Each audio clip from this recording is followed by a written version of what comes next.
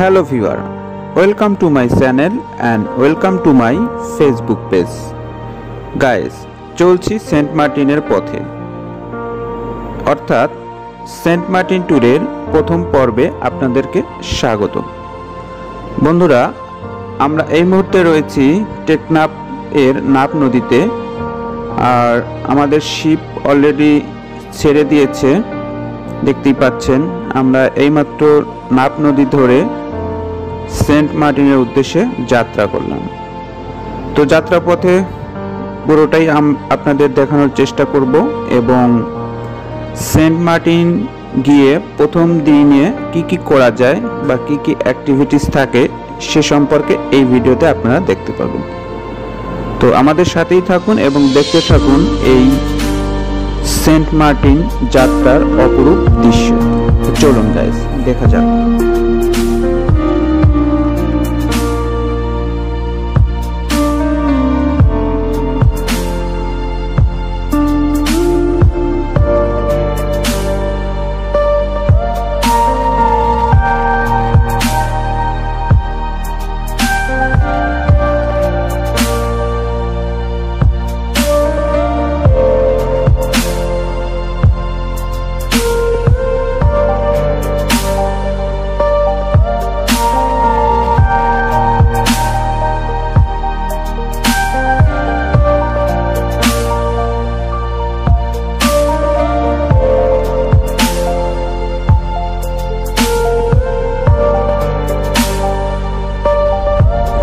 Guys, বলতে বলতে আমরা সেন্ট মার্টিনের কাছাকাছি চলে এসেছি, অর্থাৎ মোটামুটি 2.5 ঘন্টার মধ্যে।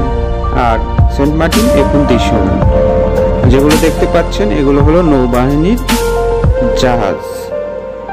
তো আমরা আর কিছুক্ষণের মধ্যেই সেন্ট মার্টিন জেটি ঘাটে পৌঁছে যাব। তো দেখতে থাকুন আমাদের সাথে।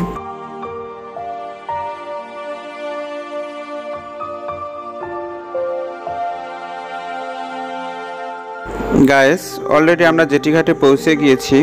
আমাদের জাহাজ নোঙর করতেছে, নামতে একটু সময় লাগবে।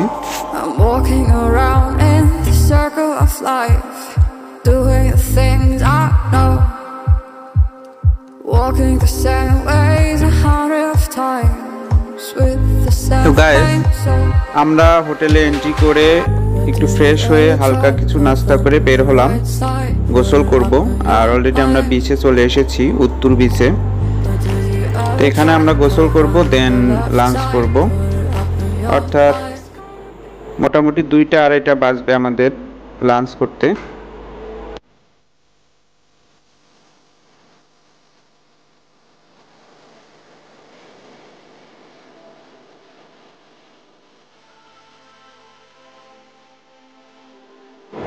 গাইস, সেন্ট মার্টিনের উত্তর বিচে গোসল করতে গেলে অবশ্যই আপনারা একটু সাবধানতা অবলম্বন করবেন, কারণ এখানে সমুদ্রের উল্টো টান অর্থাৎ উল্টো স্রোত এখানে দেখা যায়, যার কারণে অনেক সময় মানুষ হারিয়ে যায়।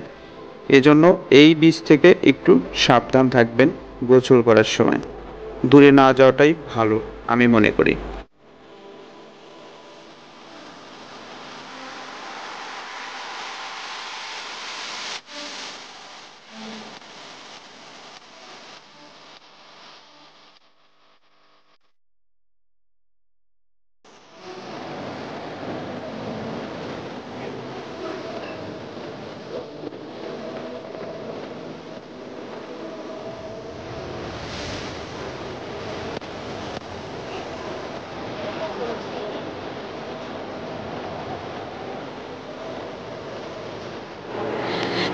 তো গাইস, আমরা দুপুরের লাঞ্চ সেরে আবার এসেছি বিচে, অর্থাৎ উত্তর বিচে। আমরা উত্তর বিচ থেকে এবার হাঁটতে হাঁটতে পশ্চিম বিচের দিকে যাব, দেন আমরা পশ্চিম বিচে সূর্যাস্ত দেখব।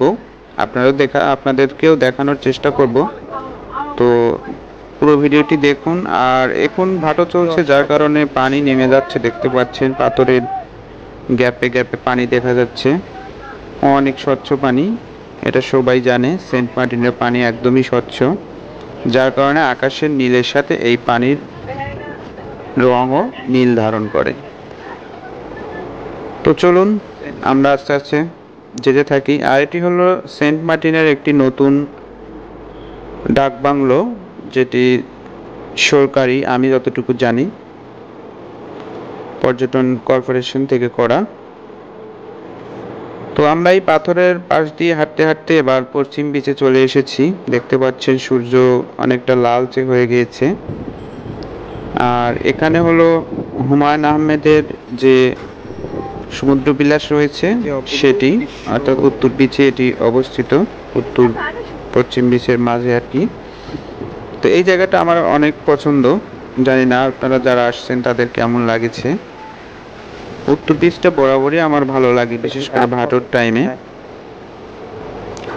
তো এখানে ডাব বিক্রি হচ্ছে, আমরা দেখি ডাব খেতে যাচ্ছি কত করে চাই। ডাব কত করে পিস? তো আমরা অলরেডি 2টা ডাব নিয়ে এলাম 160 টাকা দিয়ে, অর্থাৎ 80 টাকা পিচ। তবে সেন্ট মার্টিনের যেটা লোকাল ডাব সেটা কিন্তু অনেক মজা, আপনারা ট্রাই করতে পারেন।